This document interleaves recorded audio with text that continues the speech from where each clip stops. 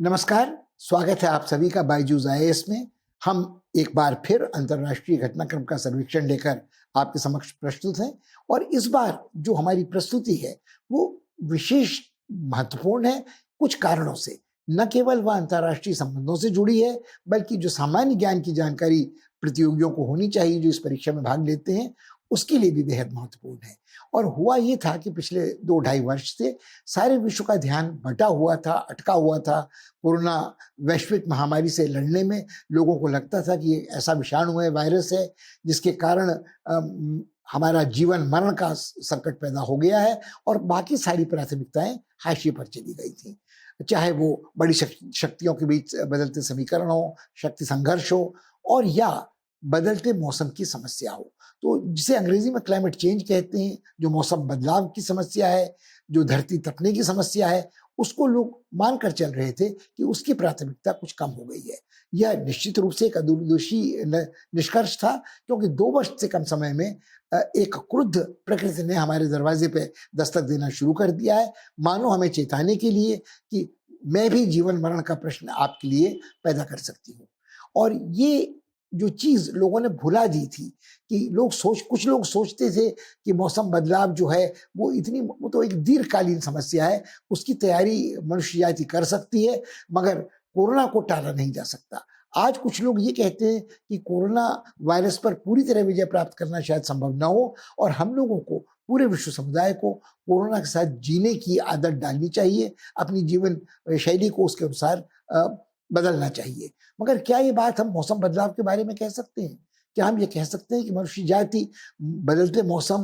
तपती धरती के साथ रहने की आदी हो सकती है? क्या ये एक ऐसी गलतफहमी नहीं होगी कि अचानक हमारे ऊपर फिर वज्रपात से भी पहले की जैसी कोई आकस्मिक दुर्घटना होगी, प्राकृतिक आपदा होगी, जिसका सामना करने में हम बिल्कुल असमर्थ रहेंगे? पिछले कुछ हफ्तों में ऐसी घटनाएं हुई हैं जिन्हें अंग्रेजी में एक्सट्रीम वेदर इवेंट्स कहते हैं, अर्थात मौसम बदलाव या धरती तपने के साथ जुड़ी कुछ ऐसी आपदाएं जिसकी कल्पना भी कुछ समय पहले तक विश्व समुदाय ने नहीं की थी। आज फिर ये समस्या प्रकट हो गई है, कैसे विश्व समुदाय इसका सामना करता है और हमारे लिए विचारणीय होगा इस समस्या को अच्छी तरह समझने के लिए हम इसकी ऐतिहासिक पृष्ठभूमि को समझें, हम समझें कि कब ये संकट विकट हुआ, हम ये भी जानने की कोशिश करें कि अंतर्राष्ट्रीय समुदाय ने पिछले आधा सदी से अधिक समय में कैसे इस चुनौती का सामना, जटिल चुनौती का सामना करने का प्रयास किया है, कितनी सर्वसहमति या कितना बहुमत इसके पक्ष में बनाया जा सका है, संयुक्त राष्ट्र ने क्या किया है और हमेशा की तरह हम ये भी विचारेंगे, सोचेंगे कि भारत की भूमिका क्या रही है इस पूरे मौसम बदलाव के राजनय में, जो उसके आर्थिक विकास के साथ तो जुड़ा ही है, उसकी राजनयिक हस्ती के साथ भी जुड़ा हुआ है। एक पक्ष और है जो हमें ध्यान में रखना होगा कि इस ऐतिहासिक पृष्ठभूमि के साथ साथ हमको वो अंतर्राष्ट्रीय सम्मेलनों की उपलब्धियों या उनकी असफलताओं पर भी दृष्टिपात करना होगा, जो इस लंबे दौरान में स्टॉकहोम में 1972 से लेकर जब पर्यावरण की बात शुरू हुई थी, मौसम बदलाव उसका एक छोटा सा हिस्सा था, उसके बाद लेकर आज तक कितनी सफलताएं, कितनी असफलताएं, कितनी भ्रामक आशापूर्ण वादा खिलाफी या वादा बनाने की बातें हुई हैं, इन सब बातों को ध्यान में रखना जरूरी है। इसका एक पक्ष ऐतिहासिक है, एक राजनयिक है, एक इसका सामरिक पक्ष है, एक इसका वैज्ञानिक पक्ष है। सारी जानकारी को हमारे लिए महत्वपूर्ण है कि हम छोटे छोटे टुकड़ों में ग्रहण करें, उस जानकारी को आत्मसात करें और उसके संदर्भ में पिछले 2-3 हफ्तों में जो घटनाएं हुई हैं उनका मूल्यांकन करें।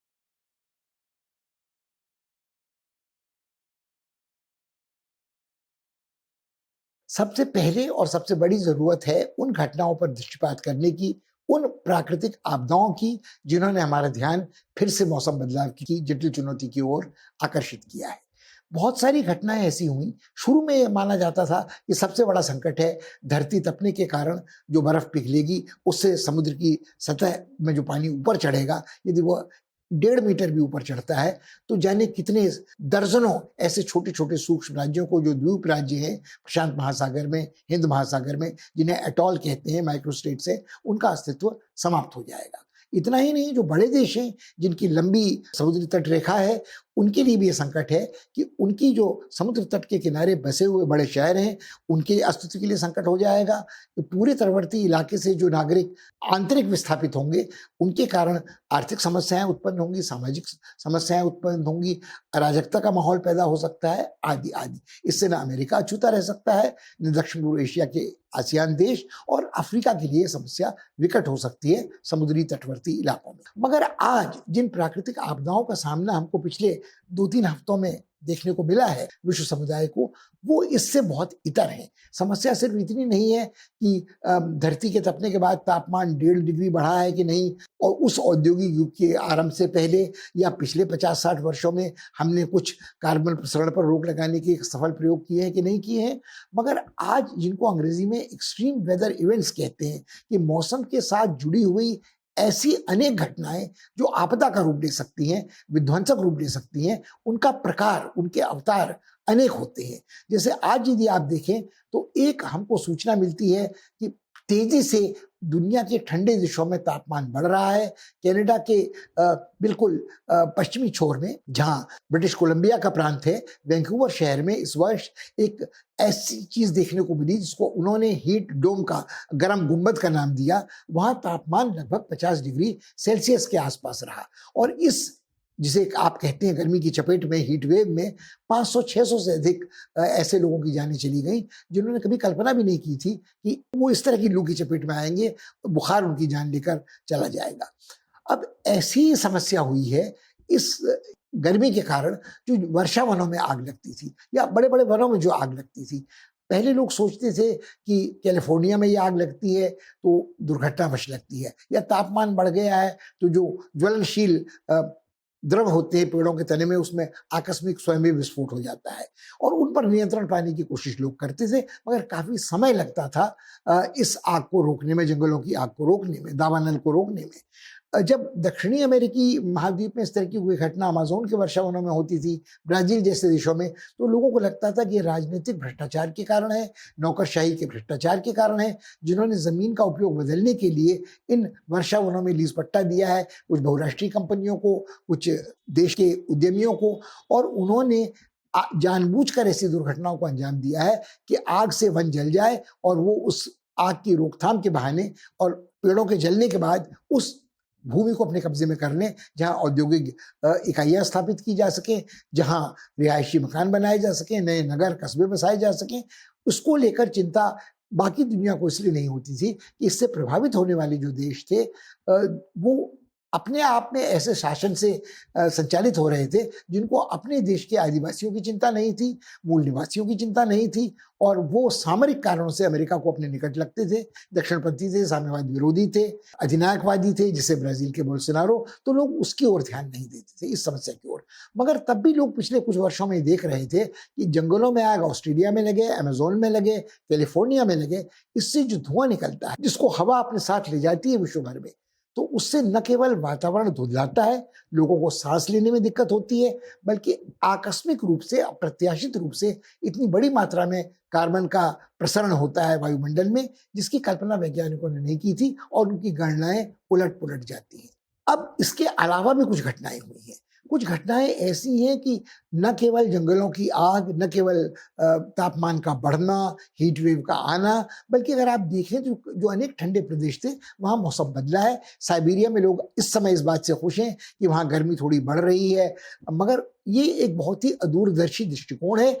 आज जो उनको सुखद लग रहा है, कुछ ही वर्षों बाद ये गर्मी मारक हो जाएगी, क्योंकि जिस जीवन शैली के वो आदी हैं वो बदल जाएगी। वहाँ परमाफ्रॉस्ट पिघलने लगा है। यही बात जो उत्तरी ध्रुव और दक्षिणी ध्रुव में बड़े बड़े शैलखंड थे, आइसबर्ग जिन्हें कहते हैं, वो एक पूरे पूरे देश के आकार के टूट के अलग होने लगे हैं, और हमारे अपने देश में जो हिमालयी हिमनद थे, ग्लेशियर थे, वो पिघल पिघल कर पीछे सरकने लगे हैं, और उनके दुष्प्रभाव हमको देखने को मिलते हैं। इन घटनाओं की मिली जुली कहर टूटता है मानव जाति के ऊपर, उसके स्वरूप फिर अनेक फर्क हैं। हमको बार बार बादल फटने का उल्लेख मिलता है, हमको फ्लैश फ्लड्स, आकस्मिक बाढ़ का उल्लेख मिलता है, हमको भूस्खलन का उल्लेख मिलता है, और इन बातों को पहले लोग सोचते थे प्राकृतिक घटनाएं हैं, मगर आज ये इसको नकारना कठिन है कि इन घटनाओं की पुनरावृत्ति जितनी तेजी से हो रही है, चाहे वो केदारनाथ क्षेत्र में बादल फटना हो, चाहे वो बाढ़ आना हो, उन देशों में जिनको हम विकसित देश समझते हैं, समृद्ध संपन्न देश समझते हैं, जो अब तक कुछ हिकारत दृष्टि से विकासशील देशों की ओर देखते थे और कहते थे इन्हें पता नहीं कि बाढ़ का मुकाबला कैसे किया जाए, इन्हें पता नहीं कि अगर रेगिस्तानीकरण की दर तेज हो रही है तो उस पर रोकथाम कैसे की जाए। मगर जब Germany, France, Switzerland, Belgium, Netherlands, Scandinavia, इन सारे देशों में, डेनमार्क आदि में, ऐसा लगता है कि सड़कें नदियों में बदल गई हैं, कारें उनमें नावों की तरह बहती इधर उधर जा रही हैं, इमारतों की पहली मंजिल तक पानी चढ़ाया है और लोगों को पहली बार इस बात का एहसास हो रहा है कि उनकी जान भी इस तरह की बाढ़ में जा सकती है। तो वो सोचने को विवश हैं कि जिस तरह का शहरीकरण उन्होंने किया था, जिसको वो नियोजित मानते थे, यहाँ नालियां बनी हैं, क्या जहाँ पानी के निकास की व्यवस्था है, क्या वहां भी यदि इस तरह की प्राकृतिक आपदा अचानक पहुंचती है तो क्या वो उसका मुकाबला कर सकते हैं? और इस बार जो चीज देखने को मिली है वो हमें याद दिलाती है एडमंड बर्ग की उस डायरी की जो आज से 300 वर्ष पहले उन्होंने लिखा था कि लंदन की सड़कें छोटी छोटी नदियों में बदल रही हैं। और तब की स्थिति में और आज की स्थिति में बहुत अंतर है कि एडमंड बर्ग ने जब ये पंक्तियां लिखी थी तब औद्योगिकरण की प्रक्रिया शुरू भी नहीं हुई थी, लगभग शुरू भी नहीं हुई थी। और आज औद्योगिकरण के कारण जो कार्बन प्रसरण हुआ है, स्टीम इंजन के कारण, रेलगाड़ियों के कारण, मोटर गाड़ियों के कारण, तेल के उपयोग के कारण, उस सब से स्थिति और भी भयावह बन गई है। एक और पक्ष इसका है कि अक्सर ये बात कही जाती थी कि इस काम के लिए वो विकासशील देश जिम्मेदार हैं जो समझते नहीं है कि वो कर क्या रहे हैं। तो उसमें चीन और भारत जैसे देशों का यह कहना था कि जो विकसित औद्योगिक संपन्न पश्चिमी देश हैं, उन्होंने हमारे प्राकृतिक संसाधनों का शोषण कर, चाहे वो कोयला हो, चाहे वो हमारे खनिज पदार्थ हो, अपने को संपन्न बनाया है, विकसित बनाया है। और आज वो हमारे ऊपर ये रोक लगाना चाहते हैं, जो शुल्केतर बाधाएं हैं, नॉन टैरिफ बैरियर्स हैं, कि आप हमारे बराबर ना आ जाएं, इसलिए आपको स्वच्छ ऊर्जा का उपयोग करना चाहिए, आपको कार्बन प्रसरण पर रोक लगानी चाहिए। और हमेशा दोहरे मानदंडों का इस्तेमाल किया जाता रहा है कि प्रति व्यक्ति भले ही कार्बन प्रसरण के लिए, प्रदूषण के लिए अमेरिका के नागरिक जिम्मेदार हैं, यूरोप के नागरिक जिम्मेदार हैं, वो एक सकल राष्ट्रीय प्रसरण का हिसाब किताब लगाते थे, जिसके अनुसार जनसंख्या के आधार पर चीन दोषी था, भारत दोषी था, ये दो बड़े दोषी माने जाते थे। तो ये बहस निरंतर उस राजनय का हिस्सा रही है जो मौसम बदलाव का राजनय है। अब इस मौसम बदलाव के राजनय के साथ कई चीजें और जुड़ी हैं। क्या ये विज्ञान मिथक है? क्या ये एक साजिश है विकासशील देशों की, विकसित देशों को बाधित करने की? क्या ये उल्टी साजिश है विकसित देशों की हमेशा के लिए पिछड़ा रखने की विकासशील देशों को? और जो ये कल्पना है कि स्वच्छ ऊर्जा क्या है, यदि आप बिजली को कहते हैं तो बिजली का उत्पादन किस साधन से हो रहा है? यदि वो पन बिजली है तो बड़े बांधों के निर्माण के कारण आंतरिक लोग विस्थापित हो रहे हैं, पर्यावरण का विनाश हो रहा है। और यदि आप बिजली का उत्पादन कोयला या तेल चालित बिजली घरों से कर रहे हैं तो कार्बन प्रसरण नजर नहीं आ रहा है, मगर हो तो निरंतर रहा है। अब ये सारी बातें आज एकाएक इसलिए चिंताजनक हो गई हैं कि न केवल यूरोप में बाढ़ें आई हैं, न केवल वहां जल प्लावन हुआ है, मगर यदि आप चीन को देखें तो चीन जो अब तक अपने को मानता था कि कोरोना काल से में विकट संकट से जूझते हुए भी उसने अपनी आर्थिक प्रगति की दर कमोबेश बाकी दुनिया से आगे रखी थी, आज इस भयावह चुनौती में फंसा हुआ है कि जो दुख और त्रासदी की नदी कहलाती थी, the river of misery Yangtze Kiang, वो फिर विकराल रूप धारण कर रही है। और हेनान प्रांत में जेंजू शहर के पास जो ये दोनों स्थान राष्ट्रीय राजधानी बीजिंग और वित्तीय राजधानी शंघाई के बीच में पड़ते हैं, जीवन यापन बहुत दुभर हो गया है। जो करीब करीब 1.5 करोड़ आबादी वाला ये प्रांत है, उसकी लगभग 10% आबादी, लगभग 1.5 लाख लोगों की आबादी, उनकी जीविका संकट में पड़ गई है। और बड़े बड़े शहरों में यदि आप देखें तो आप देखेंगे कि जो रेलें वहां चलती थी, जो जमीन के नीचे सुरंगें बनाकर रेलें चलती थी, वहां पानी भर गया। रेलगाड़ियों के डब्बे में जो सबर्बन ट्रेन थी, मेट्रो ट्रेन थी, वहां डब्बे में गर्दन तक पानी आ गया और लोग बड़ी मुश्किल से हाथ पकड़कर सांस लेने की कोशिश करते रहे। डूबने से पहले दम घुटने से उनमें से कुछ लोग मर गए। कुछ को यह संकट था कि बिजली के झटके से वो मर सकते हैं। वहां भी सड़कों ने रूप निर्धारण कर लिया था नदियों का, और जो बहुत सारी नदियां थी, संगीनी नदियां थी, बहन नदियां थी यांगत्से कियांग की, वो खतरनाक बन गई। और अंततः चीनी सरकार को एक डायनामाइट के विस्फोट से एक बांध को ध्वस्त करना पड़ा ताकि बाकी नुकसान से बचा जा सके। इससे क्या तबाही नीचे वाले प्रदेश में पड़ी होगी उसका आकलन करना अभी बड़ा कठिन है, मगर लोगों का दिल इस बात से दहल रहा है कि अभी तो एक छोटा सा बांध था, यदि कोई बड़ा बांध दैत्याकार 3 गॉर्जेस वाला बांध यदि इस स्थिति में आता है तब तबाही का आलम क्या देखने को मिलेगा। ये बात भी चिंताजनक है कि चीन में जो अधिकांश बांध बने हैं उनका निर्माण पिछले 60-70 वर्ष में हुआ है, पुरानी तकनीक से हुआ है, उनका जीवन लगभग पूरा हो चुका है। तो आज भले 3 गॉर्जेस डैम जो है उसका निर्माण अत्याधुनिक टेक्निक से हुआ है, मगर पुराने बांधों की जिंदगी जो विस्तार था वो लगभग समाप्त हो चुका है। यदि चीन में ये प्राकृतिक आपदाएं बढ़ती हैं तो क्या चीन अपनी राजनीतिक क्षमता को, अपनी आर्थिक विकास दर को बरकरार रख सकेगा। अब प्राकृतिक आपदाओं के सर्वेक्षण के बाद हम उस दहलीज पर पहुंचते हैं जहां हम इसका विश्लेषण करें कि क्या अंतर्राष्ट्रीय समुदाय वास्तव में मौसम बदलाव की जटिल चुनौती का सामना करने के लिए कोई सर्वसहमति बना सकता है, और यदि आज तक जो उपलब्धियां उसकी हैं बड़ी शक्तियों की, भारत की, चीन जैसे देशों की या संयुक्त राष्ट्र की, तो किस तरह का राजनय इस चुनौती का सामना करता रहा है। ये संकट पहले प्रकट हुआ 1970 के दशक में, जब पहला अर्थ समिट स्टॉकहोम में हुआ जो पर्यावरण के मामले से जुड़ा हुआ था, मगर जिसके बारे में हमें ये सोचने की जरूरत है कि इसके पहले शीत युद्ध के दौर में विश्व का ध्यान अटका रहा था विकास की समस्याओं पर, आणविक परिसरण को रोकने में लगा हुआ था, और इसके अलावा जो छिटपुट संघर्ष शीत युद्ध के दौरान अलग अलग रण क्षेत्रों में थे, वियतनाम में, मध्य पूर्व में, यूरोप में मुठभेड़ की स्थिति लाल सेना और जो यूरोपीय पूंजीवादी देश थे उनके बीच में थी, इसराइल और मध्य पूर्व में अरबों के बीच जो संघर्ष चल रहा था, तो इन सैनिक सामरिक संघर्षों को प्राथमिकता दी गई थी, सैनिक गठबंधनों को प्राथमिकता दी गई थी, और वियतनाम और मध्य पूर्व के संकट को देखते हुए पर्यावरण एक दूसरे महत्व का, गौण महत्व का समस्या समझी जाती रही थी। जब स्टॉकहोम में पहला सम्मेलन हुआ तो उसमें भाग लेने वाले अंतर्राष्ट्रीय कद्दावर नेताओं में श्रीमती गांधी भारत की प्रधानमंत्री सिर्फ अकेली थी, बाकी के लिए सम्मेलन महत्वपूर्ण नहीं था। मगर श्रीमती गांधी ने न केवल इस सम्मेलन में शिरकत की बल्कि कुछ ऐसी महत्वपूर्ण स्थापनाएं की जो आज तक अंतर्राष्ट्रीय पर्यावरण के राजनय में बुनियादी मानी जाती है। उन्होंने कहा कि जो प्रदूषण की समस्या है उसके लिए गरीबी जिम्मेदार है, और गरीबी के लिए कौन जिम्मेदार है? वो लोग जिम्मेदार है जिन्होंने औपनिवेशिक शासनकाल में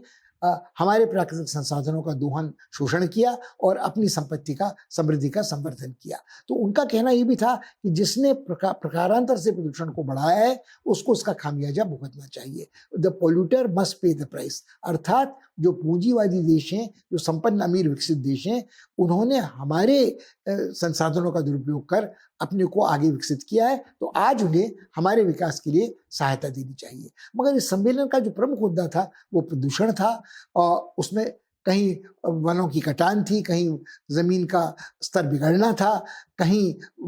हवा का प्रदूषण, जल का प्रदूषण, इन सारी चीजों का उल्लेख था। मगर मौसम बदलाव प्रमुख मुद्दा इसमें नहीं था। मगर 20 वर्ष बीतते बीतते जब स्टॉकहोम से हम रियो तक पहुंचते हैं जहां कॉन्फ्रेंस ऑफ पार्टीज नाम का सम्मेलन होता है, तब तक ये बात लगभग स्पष्ट हो गई है कि लोगों की निगाह में मौसम बदलाव जो था वो महत्वपूर्ण मुद्दा बन गया था, लगभग उतना ही महत्वपूर्ण जितना प्रदूषक कचरे का निपटान, जितना परमाणुविक अपप्रसरण, और जितना ये खतरा परमाणुविक अस्त्रों के प्रयोग से भी होने वाला था, उससे अधिक प्रदूषण के कारण लोगों को नजर आने लगे थे। कहीं विकसित यूरोपीय देशों में एसिड रेन की बात हो रही थी, तो कहीं चिड़ियों का चहचहाना बंद हो गया था, और इंग्लैंड में साइलेंट स्प्रिंग की बात हो रही थी। तो रासायनिक कीटनाशक हों, वायुमंडल में औद्योगिक प्रदूषण का प्रसरण हो, तो इसके जो प्रभाव पड़ रहे थे वो न केवल प्रदूषक थे बल्कि उनसे अंतर्राष्ट्रीय समुदाय में ये चिंता पैदा हो गई थी कि क्या मौसम बदल रहा है, क्या धरती तप रही है, क्या जो जैविक विविधता है वो नष्ट हो रही है, और इसका क्या समाधान हो सकता है। अब इस बीच संयुक्त राष्ट्र ने कुछ काम किए जिन्होंने इस जटिल समस्या की ओर आम जनता का ध्यान जुटाया। उन्होंने एक संयुक्त राष्ट्र के तत्वावधान में एक ऐसी निधि की स्थापना की जो पर्यावरण से जुड़ी थी। उन्होंने एक framework convention of climate change पर हस्ताक्षर लोगों से कराए। हस्ताक्षर तो लोगों ने बहुत आसानी से कर दिए, 160 राष्ट्र राज्य इसके सदस्य बन गए और इसको लागू करने के लिए भी जो शर्तें थी वो भी पूरी हो गई। मगर वास्तव में जो संप्रभु देश थे उन्होंने सिर्फ उन मामलों में कदम उठाए जो उनके संप्रभु कार्यालय क्षेत्र में संपन्न हो सकते थे। जहां तक कार्बन प्रसरण का प्रश्न था, धरती के तपने का प्रश्न था, जो प्रदूषण एक देश में होता था, कार्बन का प्रसरण एक देश में होता था, उसका प्रभाव पूरे भूमंडल पर पड़ता था, उसके बारे में सोचने की फुर्सत लोगों को नहीं थी। यहाँ 2-3 बातें और हुई कि संयुक्त राष्ट्र ने एक inter governmental panel for climate change का गठन किया, जिसके अध्यक्ष भारत के डॉक्टर पचौरी थे और डॉक्टर पचौरी को सफलतापूर्वक इस समस्या के ओर ध्यान दिलाने के लिए उनकी संस्था को नोबेल पुरस्कार से सम्मानित किया गया। तत्कालीन एक और बड़े सक्रिय अमेरिकी नेता थे एल गोर, जो उपराष्ट्रपति रह चुके थे और अपनी राष्ट्रपति पद की उम्मीदवारी की दौड़ में पिछड़ गए थे, मगर उन्होंने उसके बाद बड़े जीवट से इस मौसम बदलाव को की समस्या को अंतर्राष्ट्रीय महत्व का मुद्दा बनाया। उन्हें भी नोबेल पुरस्कार से सम्मानित किया गया। तो एक और कुछ ऐसे गैर सरकारी स्वयंसेवी संगठन थे, ग्रीन पीस जैसे, जो बड़ी सक्रियता से धरती के तपने को, मौसम के बदलने को मानव अधिकारों के उल्लंघन से जोड़ रहे थे। और इसी बीच एक और घटना ऐसी हुई थी कि भूमंडलीकरण की प्रवृत्तियां तेज हो रही थी और विश्व व्यापार संगठन का गठन हो रहा था। तो कहीं न कहीं लोगों का ध्यान उन शुल्केतर बाधाओं की ओर भी जा रहा था जिनका सहारा लेकर पूंजीवादी संपन्न समृद्ध विकसित देश विकासशील देशों के मार्ग में बाधाएं पैदा कर रहे थे। उनका कहना था यदि आपका औद्योगिक उत्पादन हरित नहीं है, ग्रीन नहीं है और पर्यावरण के प्रति जिम्मेदार नहीं है, कार्बन प्रसरण को बढ़ा रहा है, तो हम आपके साथ व्यापार नहीं करेंगे, आपके ऊपर शुल्क लगाएंगे, बाधाएं करेंगे। विकासशील देशों को ये लगता था कि ये कुतर्क है, ये दोहरा मानदंड है और विकसित देश स्वयं अपने आचरण पर कोई भी अंकुश लगाने के लिए तैयार नहीं है। इसी दौरान रियो में जब कॉन्फ्रेंस ऑफ पार्टी हुई तो उसमें एक सतत विकास की अवधारणा सामने रखी गई, सस्टेनेबल डेवलपमेंट की, जिसमें यह कहा गया कि इस ग्रह के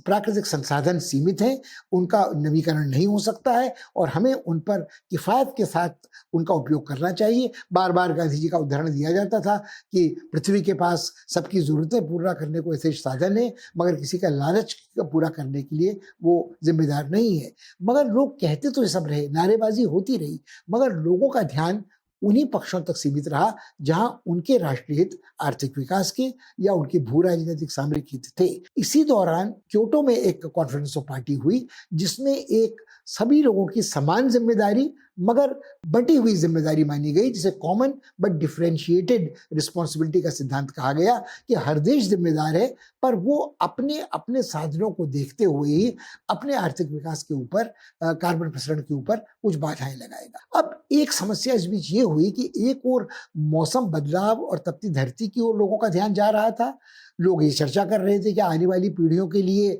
हम अपने वर्तमान को गिरवी रख दें, हम अपने खर्च में कटौती करें, हम अपने विकास में पिछड़े रहें। और कुछ लोगों का विचार यह भी था कि निकट भविष्य में विज्ञान और टेक्नोलॉजी को ऐसा साधन आविष्कार कर लेंगे जो मौसम बदलाव पर काबू पा लेगा। अब लोग ये बात भूल गए कि इस धरती पर मानव जीवन का आविर्भाव मौसम बदलाव के कारण ही संभव हुआ है। दसियों लाखों साल में कभी हिमयुग आता है, फिर हिम पिघलता है और नई नई प्रजातियां उत्पन्न होती हैं, नष्ट होती हैं, जिनमें मानव जाति एक है। मगर हमारा नजरिया चूंकि सब कुछ मानव जाति के दृष्टिकोण से देखने का है, तो हमें लगता है कि मानव सर्वशक्तिमान है, वो प्रकृति के ऊपर नियंत्रण कर सकता है और वो कभी भी अपने अहंकार में ये कल्पना नहीं करता जब प्रकृति कुपित होगी तो क्या खामियाजा उसे भुगतना पड़ सकता है, वो प्राकृतिक आपदा कितनी प्रलयंकारी, कितनी सर्वनाशक हो सकती है। हमें याद आती है 300 साल पहले लिखी एडमंड बर्ग की डायरी, जिसमें उन्होंने कहा था कि लंदन की सड़कें नदियों में बदल गई हैं। वही स्थिति आज हो रही है। मगर क्या आज भी आदमी, मनुष्य के हस्तक्षेप के कारण धरती का तापमान तो बढ़ गया है, मगर क्या आज मनुष्य के पास ये क्षमता है कि न केवल वो प्राकृतिक आपदा से अपना बचाव कर सके बल्कि धरती के तापमान को घटा भी सके? इसी दौरान कई ऐसे बड़बोले वादे किए गए कि हम तो जो औद्योगिक युग के सूत्रपात के पहले पृथ्वी का तापमान था उससे सिर्फ 2 डिग्री सेल्सियस ऊपर तक अगर हम अपनी धरती के तापमान को रखें तो हमें लंबी मोहलत मिल जाएगी मौसम के बदलने की से जो संकट पैदा हुआ है उससे जूझने की। मगर यथार्थ ये है कि पिछला आधा सदी में हम 2% सेल्सियस तो तापमान को तक सीमित रखने में असमर्थ रहे हैं और कई लोगों का मानना है कि हम उस कगार तक पहुंच चुके हैं जहां से फिसल कर गर्त में जाने से अब हम नहीं बच सकते। अंग्रेजी में से टिपिंग पॉइंट कहते हैं, तो हम लौट नहीं सकते हैं। तो क्या हमको आज एक नया लक्ष्य ये नहीं रखना चाहिए कि आने वाले वर्षों में हम धरती के तापमान को येन केन प्रकारेण 1.5 सेल्सियस तक सीमित रखेंगे? ये पिछले अनुभव को देखते हुए ये लगता नहीं कि ये संभव है। जो दावे किए जाते हैं, कभी चीन कहता है, कभी अमेरिका कहता है कि हम शून्य कार्बन प्रसरण की स्थिति में आ जाएंगे 1.5 दशक बाद या 2 दशक बाद, ये एक तरह की प्रतिस्पर्धा, वाद विवाद, प्रतियोगिता किसी लगती है। यथार्थ से बहुत दूर है और ऐसा नहीं जान पड़ता है कि कोई भी संसार का बड़ा देश, चाहे वो अमेरिका हो, चाहे वो रूस हो, चाहे वो चीन हो, चाहे ऑस्ट्रेलिया ही छोटी शक्ति क्यों न हो क्षेत्रीय, जिनके पास ये जीवाश्म का ईंधन है, जिनके पास फॉसिल फ्यूल है, जिनके पास कोयला है, वो इसका उपयोग करना बंद कर देंगे। जो रूस की हस्ती है वो साइबेरिया में उसके तेल और गैस भंडार पर है और इस तेल और गैस भंडार के साथ जुड़ा है ऊर्जा सुरक्षा का यूरोप का। तो इन सब बातों को यदि आप अपने दिमाग में संतुलित करें तो ऐसा नहीं लगता कि ओपेक के देश, मध्य पूर्व में सऊदी अरब हो, खाड़ी देश हो, इंडोनेशिया हो, ब्रुनेई हो, मलेशिया हो, दक्षिण अमेरिकी महाद्वीप में वेनेजुएला हो, मैक्सिको हो, मध्य एशिया में ईरान हो, ये सारे देश जिनकी पहचान तेल के साथ जुड़ी है, कुछ समय पहले तक इराक की, आज लीबिया की, इन संसाधनों को, जो सामरिक महत्व के संसाधन है, लोग एकदम त्यागने को तत्काल तैयार हो। अब समस्या बचती है कि भारत का क्या रवैया इस राजनय में रहेगा। ये राजनय एक तरह से चलता आ रहा था क्योटो के बाद, जब कार्बन ट्रांसफर्स की बात हुई कि यदि कोई बड़ा देश अपने कार्बन प्रसारण पर रोक लगाने में असमर्थ है, अपनी उपभोगवादी जीवन शैली को बदलने को तैयार नहीं है, तो वो अपने कार्बन खाते में जमा कर सकता है उस कार्बन मुक्त आचरण को जो छोटे गरीब देश जो प्रसारण नहीं कर रहे हैं उनके कोटे में जो कुछ पड़ता है। मगर ये एक तरह की वो बेईमानी थी जो प्रदूषित कचरे के साथ भी होती रही है बेसल कन्वेंशन के बाद से, कि आप दूसरों के सर पे थोप दें कि वो आपके मलबे के लिए जिम्मेदार हों और आप अपना जीवन यापन ऐसे ही करते रहे। बड़े बड़े निहित स्वार्थ हैं बड़ी तेल कंपनियों के, वो तेल कंपनियां जो अनुदान देती हैं चुनाव के समय राष्ट्रपति पद के उम्मीदवारों को, जिनके लॉबिस्ट हैं, जिनके प्रवक्ता हैं बड़े बड़े राजनीतिक दलों में, और कई देश ऐसे जिनके आचरण खुल्लम खुल्ला दोहरे मानदंडों वाले हैं कि ऑस्ट्रेलिया ने स्वीकार कर लिया कि हम अपने कोयले की खानों को नहीं काम करेंगे, इससे प्रदूषण बढ़ता है, मगर उसमें कोयला खोदने का, उसके निर्यात का काम उन्होंने एक भारतीय कंपनी को सौंप दिया। तो ये इस हाथ से देना और उस हाथ से लेना वाली बात है। और चूंकि ऑस्ट्रेलिया और चीन के संबंध हाल में कोरोना महामारी को लेकर जो आरोप ऑस्ट्रेलिया ने लगाए थे चीन के प्रति अमेरिका के साथ साथ कि इस वायरस का भाग निकलना एक प्रयोगशाला से सिद्ध हुआ है, तो चीन के साथ उसके संबंधों में खटास आ गई और चीन ने उससे आयातों पर रोक लगाई है। तो आज अपने यहाँ के स्वदेशी प्रतिरोध के कारण जो पर्यावरण की रक्षा में जुड़े हुए हैं, ऑस्ट्रेलिया इन खदानों का उपयोग नहीं कर सकता है, मगर जितनी भी जगह ये खदानें हैं उनका उपयोग करने में किसी भी बड़ी ताकत को कोई परेशानी या हिचक नहीं है। तो मेरी निगाह में ये बात हमें ध्यान में रखनी चाहिए कि क्या चीज़ यथार्थवादी है, क्या चीज़ व्यावहारिक है, या क्या चीज़ सिर्फ भ्रामक है और भाषण के तौर में, नारेबाजी के तौर में दी जा रही है। कुछ समय पहले तक ये माना जा रहा था, जब भारत के प्रधानमंत्री ने पेरिस सम्मेलन में भाग लिया था, कि शायद भारत की आवाज़ दुनिया के विश्व समुदाय को कुछ तर्क संगत समझाने में सफल होगी, क्योंकि भारत ने स्वयं एक अंतर्राष्ट्रीय स्तर पर सोलर अलायंस, एक ऐसे मोर्चे का गठन किया था जो सौर ऊर्जा पर निर्भर था। ये करके दिखाया था कि उसकी कार्यशीलता कितनी बड़ी है। उन्होंने पवन ऊर्जा का प्रयोग भी किया था और हम विद्युत उत्पादन पे भी, पन बिजली उत्पादन को महत्ता दे रहे थे। हाँ, यहाँ इस ओर ध्यान दिलाना जरूरी है कि यदि पन बिजली उत्पादन के बाद जिन बांधों से निर्माण किया जा रहा है उनसे जो लोग विस्थापित होते हैं उनसे भी एक पर्यावरण का संकट पैदा होता है और आंतरिक अराजकता की समस्या, असंतोष, आक्रोश की समस्या पैदा होती है। और यदि बिजली का उत्पादन, जिसे हम सोचते हैं एक स्वच्छ ऊर्जा है, यदि वो कोयलों से हो रहा है, गैस से हो रहा है, तो अदृश्य भले ही वो संसाधन हो, मगर प्रदूषण और कार्बन प्रसरण कहीं ना कहीं बढ़ जरूर रहा है। और शायद हमको इस बात का भी ध्यान रखना चाहिए कि कार्बन का जो प्रसरण हो रहा है वो सिर्फ घरेलू कोयला, ईंधन, गैस, निजी वाहनों से नहीं हो रहा है। जो बड़े बड़े देशों की सेनाएं हैं, जहाँ वायुयानों का रोज सैनिक कवायद कसरत होती रहती है, उसमें बड़े पैमाने पे वो पनडुब्बियां हो, जहाज हो, हवाई जहाज हो, टैंक आदि हो, इन सब में जो ऊर्जा का व्यय होता है वो ईंधन का ही होता है, जो जीवाश्म ईंधन, फॉसिल फ्यूल है। तो आज भारत का संकट क्या है कि कोरोना की चपेट में आने के बाद भारत का आर्थिक विकास बंद हो गया है। भारत की समस्या ये है कि जीविकोपार्जन के साधन बढ़ाए जाएं, रोजगार बढ़ाया जाए, येन के प्रकार आर्थिक विकास की दर तेज की जाए। क्या यह दर तेज की जाती है जब भारत स्वयं स्वेच्छा से त्याग दे कि हम इस ऊर्जा संसाधन का प्रयोग नहीं करेंगे जिसका कोयले का प्रचुर भंडार हमारे पास है? क्यों हम दुनिया के उन बड़े देशों की राय मान लेंगे जो खुद तो आज भी तेल, गैस, कोयले का ईंधन का उपयोग कर रहे हैं, मगर बोझ प्रदूषण का हमारे सर पर डालने की कोशिश कर रहे हैं? दुर्भाग्य ये है, विडंबना कहिए, दुर्भाग्य कहिए, कि आज भारत कोरोना की चपेट में आने के बाद इस स्थिति में नहीं है कि वो अपने को स्पष्टतः एक उदीयमान विश्व रंगमंच पर बड़ी शक्ति के रूप में प्रकट कर सके। और या क्षेत्रीय दक्षिण एशिया में जो घटनाक्रम चल रहा है, अफगानिस्तान से अमेरिकनों की वापसी के बाद, चीन के साथ भारत की मुठभेड़ जो गालवान में है उसके बाद, सार्थक रूप से, सक्षम रूप से अपनी आवाज उठा सके मौसम बदलाव की राजनीति की ओर। सबकी आंखें टिकी हुई है ग्लासगो में होने वाले उस कॉन्फ्रेंस ऑफ पार्टी नामक शिखर सम्मेलन में, जो अक्टूबर-नवंबर में होगा। तब तक शायद भारत अपनी अर्थव्यवस्था को पटरी में लाने में सफल होगा और शायद मौसम बदलाव की राजनीति में जो अपेक्षित सक्रिय भूमिका उसकी है, उसका निर्वाह कर सकेगा।